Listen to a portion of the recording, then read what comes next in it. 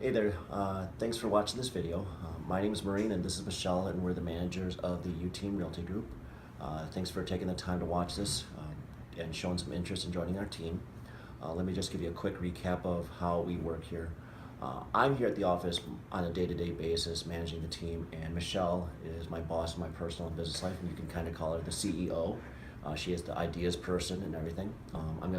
I just wanted to say hello, and I'm going to pass this off to Michelle so she can kind of tell you about what it means to possibly be part of the Yoo Team Realty Group. So if you're thinking about being an agent, if you're not already licensed as you're watching this, the very first step is to get your license. And that's done very easily by going to the Wisconsin Realtors Association, and they have an online and video option. We usually suggest that one. And you get to watch some real estate videos, and you also get some books, and you can study at your own pace. Some people get it done in a week, some people 2 weeks, some people take a month. You can do it whatever speed you want. And the cost for that is right around $400, maybe a little bit less. After you get licensed, then the fun part begins. You get to choose whether you want to join a team or be an independent agent. So every brokerage varies as far as what they offer independent agents. But that's the traditional route most people went. That's how I started. As an independent agent, if you join, say, Realty Executives, you would be on what's called a 70-30 split.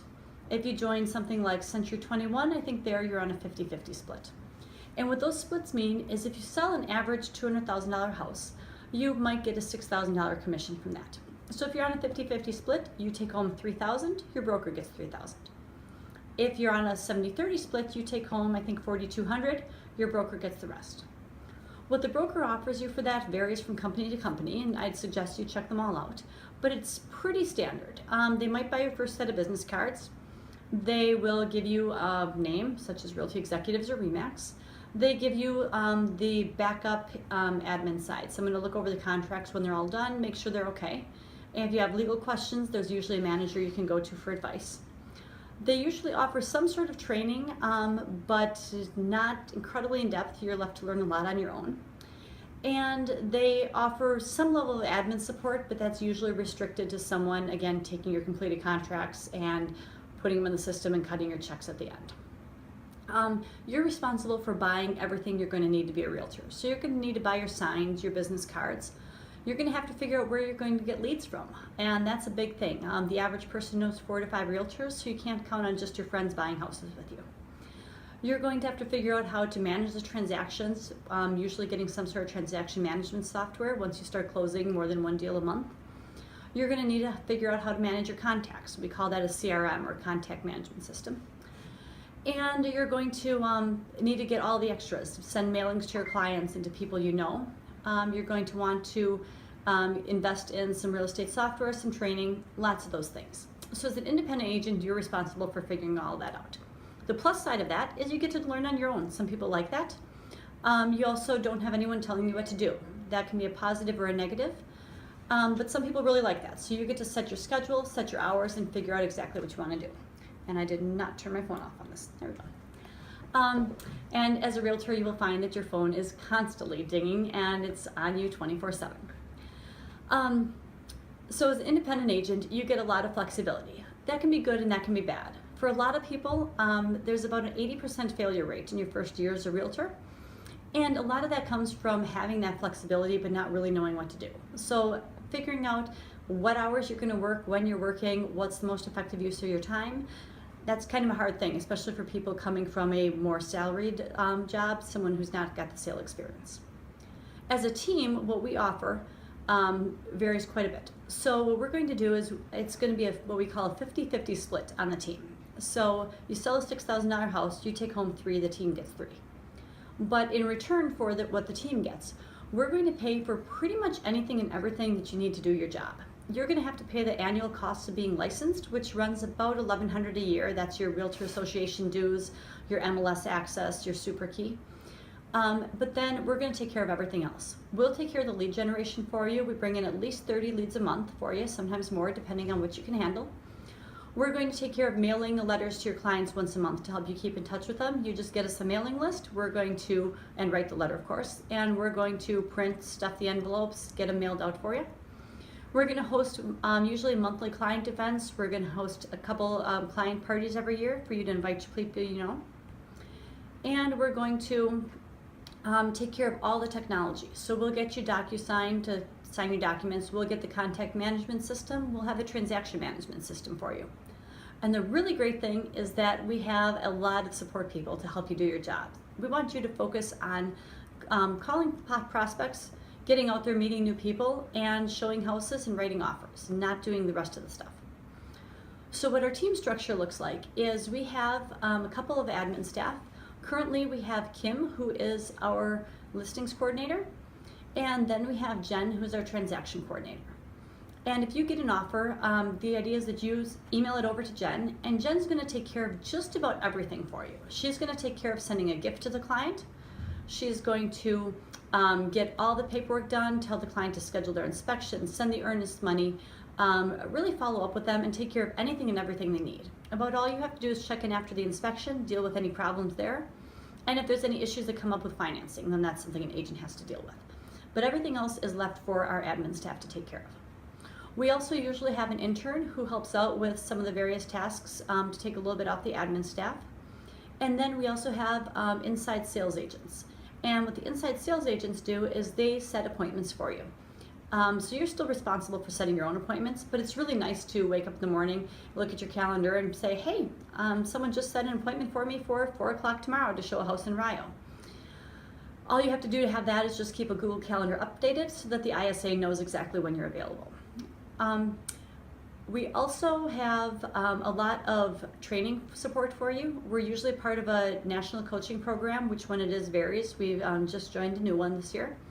And those coaching programs always have info that we can pass on to you.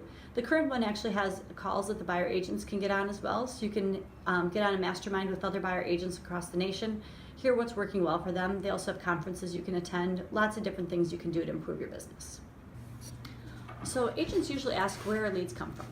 Well, we certainly like to work sphere leads. Those are people that know, like, and trust you, and we try to help you build your business with that by doing monthly mailings to your clients, happy hours, client events, those sorts of things. But that's not usually enough to build a business on. I think the average person knows 4 to 5 realtors, and so we do a lot of online leads, and those are leads from Zillow, Realtor.com, Trulia, Facebook, any of those sites.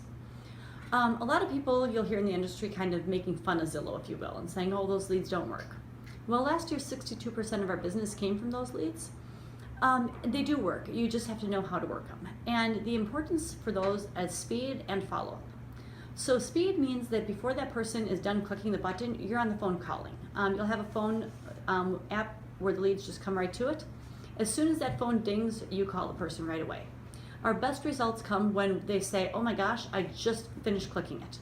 And we can take the conversation from there, and they're really impressed right off the bat with us.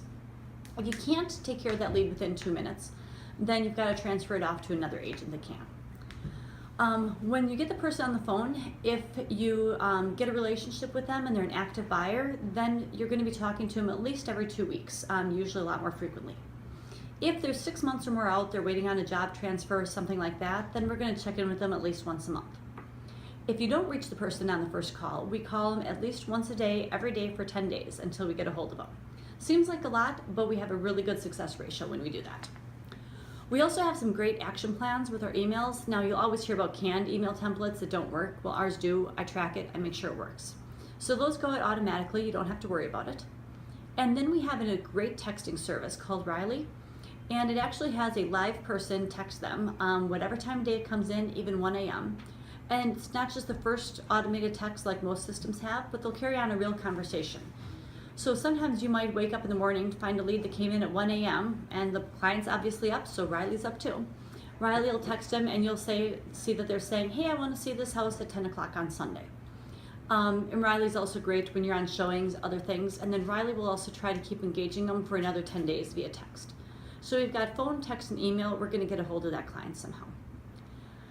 As long as you're fast and you do the follow-up with the leads, they work for you. They always say that real estate is hard, but it's not complicated.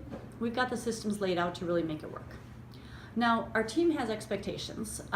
We try to make it really flexible for people, but we also need the structure. And we found that too much structure is obviously not fun for anyone, but too little makes it harder to work. So 8:30 every day, we have a daily phone call to check in. set goals for the day, see what everyone's doing, problem solve anything that came up overnight.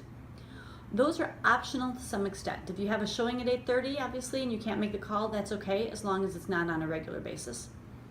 Every Tuesday, we have a 9 o'clock weekly either in-person meeting or by video conference if you don't live in the area. If you live within about 30 minutes of the office, we expect that you're in here most of the time. But if you're farther than that, video conference is fine, but that is absolute must be at. Everyone's got to be there. That's when we go over any new systems we're implementing. We do role-playing, scripts, anything like that, and we really need everyone to actually be in attendance for that. The daily goal is that everyone sets 2 appointments per day. If you get those appointments done by 10 o'clock and you want to do nothing for the rest of the day, you don't have appointments, your transactions are all up to date, great, go for it. We don't care what you're doing when, but the goal is to set those 2 appointments a day for 10 a week. If you set all your 10 appointments by Wednesday and you want to take a day off on Thursday, no problem. We find that having a daily goal like that though really helps you to say, hey, I'm not trying to work 24/7. You have to see, hey, I got my 2 appointments, I can be done if I want. But it also makes sure that you're not always finding something else to do, because that's really easy to clean the garage or whatever else you might want, and then all of a sudden you'll find you have no closings coming in.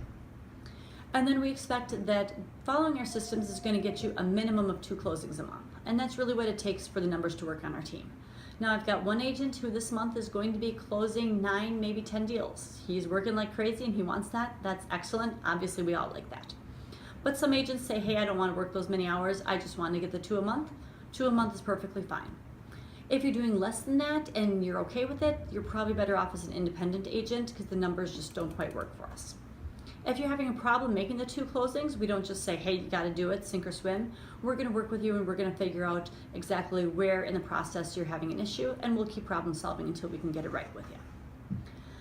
We also have a daily tracker, and that helps us kind of figure out what works, what doesn't. It's an email survey that's sent to you with a little button you click on. How many calls did you make? How many appointments did you set? How many appointments did you actually go on? And then we can really follow the numbers and we can see, again, what works, and if you're having problems, we can problem solve with you. Now, I don't want to make it sound like we just have expectations and no fun. I think we actually have a really enjoyable team. People like coming into the office.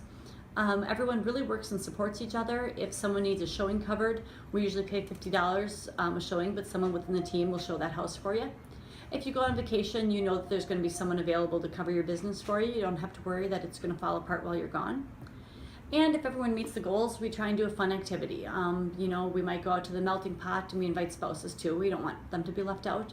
We might take, go up and I think we toured Amish country one day. We did a boat cruise on Lake Mendota one time. I think the team wants to go to an escape room next month. So we kind of see what everyone wants to do and we try to have fun, but we also work hard. And of course, the main reason everyone is in real estate is schedule flexibility and income potential. If you're following our systems, after you're up and running and kind of know what real estate is and how to sell houses, I don't see any reason that you shouldn't be able to make easily 6 figures a year, more if you want, and some people don't want to work that much, so that's fine. But I think that everyone on our team has some great potential to have a really nice lifestyle and a really nice income, and that's our goal for everybody. If this interests you and you'd like to talk more, please get in touch with me. You can either email or give me a call, whatever works for you. Thanks for watching, and I hope you have a great day.